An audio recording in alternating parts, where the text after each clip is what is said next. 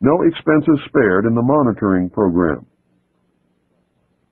He cited reconnaissance satellites, local and state police intelligence reports, and law enforcement agencies of the federal government as examples of the resources available to the FPA for information gathering.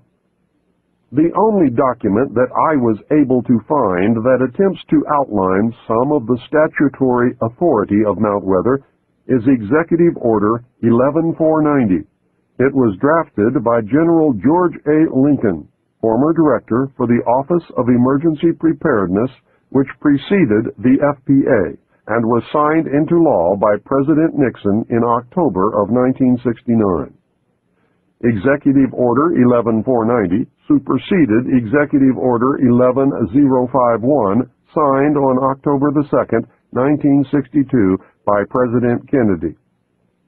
Kennedy's order used the language, "Whereas national preparedness must be achieved, as may be required to deal with increases in international tension with limited war or with general war, including attack upon the United States." Nixon's order began, "Whereas our national security is dependent upon our ability to assure continuity of government at every level in any national emergency-type situation that might conceivably confront the nation." Nixon has deleted any reference to war, imminent attack, and general war from the order and replaced them with the phrase, "during any emergency that might conceivably occur."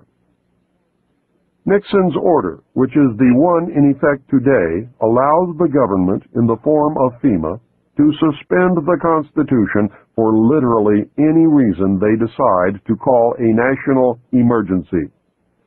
I cannot find a plan or executive order anywhere which outlines any procedure or allowance for the restoration of the Constitution after a national emergency has ended. This leads to the obvious conclusion that no restoration of the Constitution is contemplated or desired by those in power.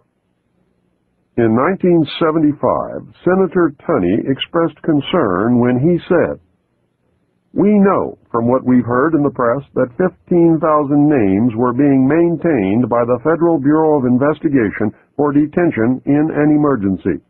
We also know that the Internal Revenue Service had its files on individual taxpayers. We know that the CIA had their Operation Chaos, and that the National Security Agency has the records of conversations that have been intercepted electronically. My question is this: is there anyone like yourself, General Bray, that is in control of the overall access to this data if it is maintained in a relocation site?" And your answer, as I understood it, is no. Then he continued, "General Bray, I must say that I still don't know who's in control of these relocation centers. You say you don't have that knowledge, and still we don't know from the 3 witnesses that we had here today that they had information as to who has control of those centers." "I am not at liberty," Bray answered, "to describe precisely what is the role and the mission and the capability that we have at Mount Weather or at any other precise location. I firmly believe that our continuity of government program has not provided continuity at all, but has been the instrument for discontinuing open and democratic government, and that the very program designed to protect Americans has actually been turned against us."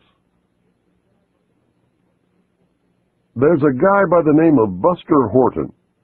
He's a member of FEMA, and he's a member of the interdepartmental unit which is empowered in the event of a national security emergency to become the unelected national government, a sort of FEMA secret government, so to speak. A pretext for invoking those emergency measures can be found almost daily in the newspapers.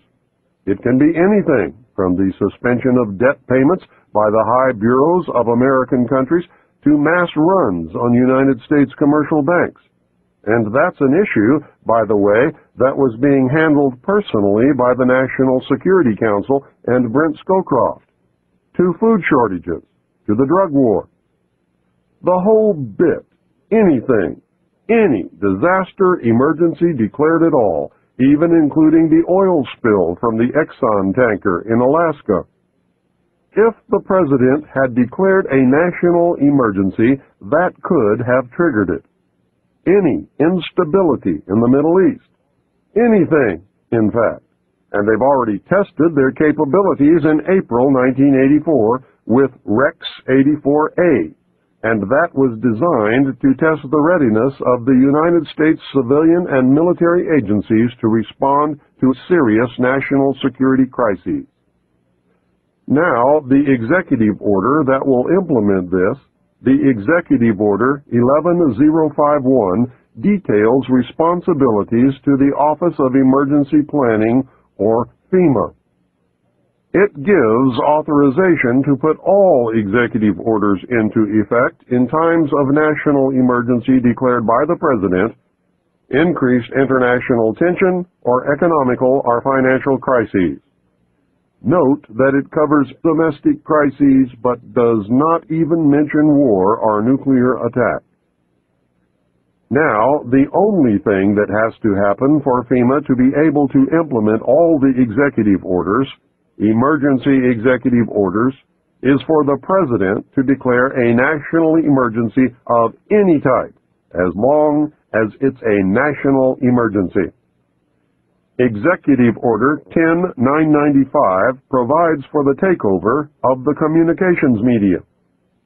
Executive Order 10997 provides for the takeover of all electric, power, petroleum, gas, fuels, and minerals. Executive Order 10988 provides for the takeover of food resources and farms. Executive Order 10999 provides for the takeover of all modes of transportation, control of highways, seaports, and etc.